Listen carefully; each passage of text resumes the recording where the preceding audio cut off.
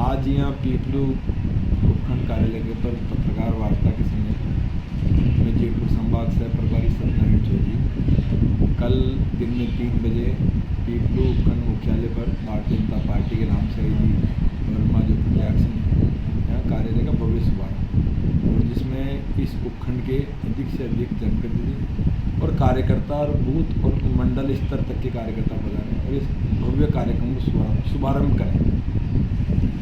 हम सबका एक ही लक्ष्य है, झूठ और लूट की इस कांग्रेस की सरकार को हटाकर राम राज्य की भारतीय जनता पार्टी की सरकार स्थापित करना और रामसाई जी को यहाँ से निर्वाचित करके विधानसभा में भेजना। निश्चित रूप से जनता में बड़ा आक्रोश है कि जो कांग्रेस ने 5 साल के शासन में केवल लोगों को लूटने का काम, चाहे वो कानून व्यवस्था हो, चाहे बदली का दोहन हो और चाहे किस प्रकार लोगों को प्रताड़ित करने का काम, केवल उन्होंने थाने के माध्यम से मंथलियाँ लेकर इस 5 साल की सरकार को चलाया है और निश्चित रूप से जनता उब चुकी है।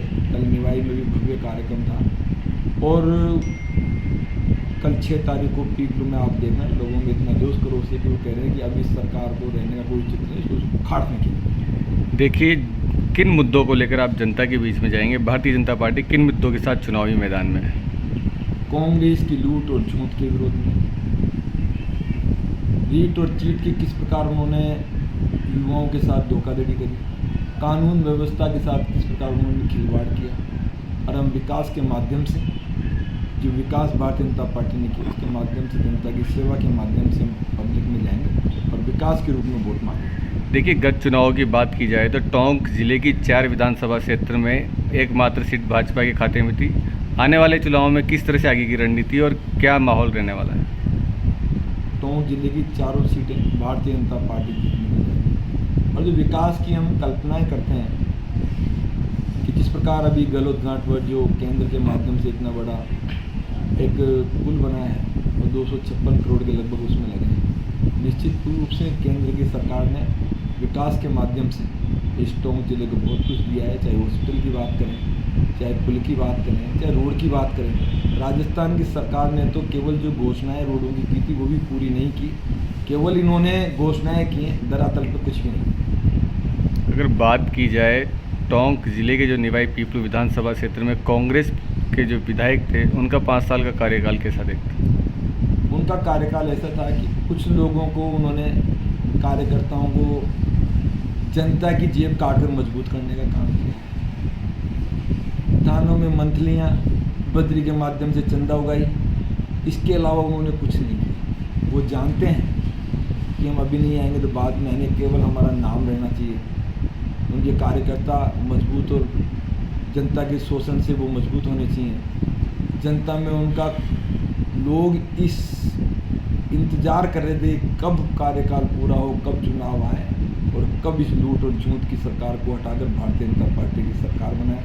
निश्चित रूप से मैं प्रदेश और केंद्र नेतृत्व का आभार करना चाहता हूँ कि भारतीय जनता पार्टी की ऐसी शख्सियत को हमारे बीच में भेजा, इसका नाम रामसाई वर्मा है। तो 5 साल लोगों के बीच में रहकर, जनप्रतिनिधि बहुत होते हैं लेकिन जननायक के रूप में लोगों के दिल में जगह बनाकर आज जिस प्रकार का उन्होंने किया है, कल भी काफ़ी संख्या में लोग पधारे थे। मैं कहना चाहता हूँ कि कल हमारा जो पीपलू का कार्यालय 3 बजे उद्घाटन है, आप देखना लोगों में इतना जोश रहेगा। जब लोगों में जोश होता है तो सत्ता परिवर्तन से कोई नहीं रोक सकता।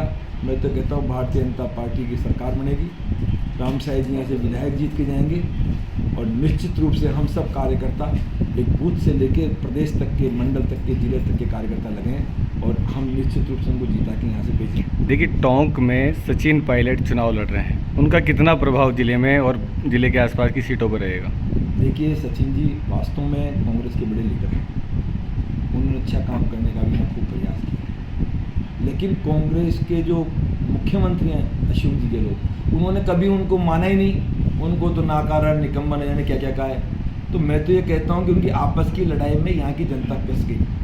जनता ने सोचा था कि एक ऐसी शख्सियत टोंक जिले में आ रही है, वास्तव में अमूल चूल परिवर्तन टोंक जिले में होंगे, लेकिन उनकी आपस की लड़ाई में टोंक का विकास नहीं हो पाया। और जो केंद्र की योजनाएं वो अगर उनको अपना विकास बताएं तो ये उनकी भूल है। जनता सब समझती है, आजकल सब पढ़े लिखे लोग हैं, पत्रकार, सोशल मीडिया, इसके माध्यम से लोग समझते हैं कि कौन मदद कर सकता है। निश्चित रूप से राजस्थान में डबल इंजन की सरकार बनेगी, चाहे केंद्र की बात करें चाहे राजस्थान की बात करें, और डबल इंजन की जब सरकार बनेगी तो हमारे निवाई और पीपलों का आमूलचूल विकास और परिवर्तन होगा। देखिए, टोंक प्रभारी के रूप में भी विदुड़ी जी को लगाया है, टोंक सांसद सुखबीर सिंह जोनापुरिया और देवली उनियारा से विजय बेसला को प्रत्याशी बनाया। क्या ये सचिन पायलट को घेरने की एक रणनीति है? पार्टी का एक काम होता है कि जो जिस प्रकार जिले के प्रभारी हैं, विधानसभाओं के हैं, मंडल के हैं, हम लोगों को भी यूपी में जाने का मौका मिला था, मैं भी 60 दिन लेके आया था। तो ये एक निरंतर प्रतिक्रिया है कि बाहर के व्यक्ति को भेजकर वो सबसे बात करके उनके मन मुटाव को दूर करते हुए सबको एक जाजन पर बिठा कर भारतीय जनता पार्टी के कमल रूपी चिन्ह को, जो भारतीय जनता पार्टी का प्रत्याशी जो कमल है, वो जीत के किस प्रकार जाए, इस कल्पना के माध्यम से कार्यकर्ता पूरे देश में, प्रदेश में, अन्य जगह जगह कार्यक्रम कर रहा है। इसी माध्यम के लिए वो हमारे बीच में आए हैं। उनका एक ही लक्ष्य है कि भारतीय जनता पार्टी का कमल के लिए यहाँ की चारों विधानसभा जीते, यहाँ की लोकसभा जीते, इसके लिए वो काम कर रहे हैं।